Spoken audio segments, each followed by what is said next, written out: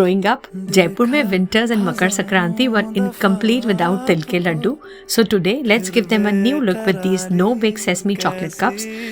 We will start by roasting our sesame seeds until golden and nutty. Transfer this to a food processor with some jaggery and a pinch of salt. Blend this until it forms a coarse paste and transfer this to a bowl. Mix with tahini, rose water and mix until it starts to clump together. Transfer this to a cupcake pan and press down gently to form a flat layer. This time always takes me back to purani bachpan ki yadon mein. Those memories are so precious. Top it off with some layer of melted chocolate and tap to remove any air bubbles. Garnish with some sesame seeds, rose petals and pumpkin seeds. Let these chill in the fridge until just set and these no-bake sesame chocolate cups are ready. Truly, this recipe is so close to my heart.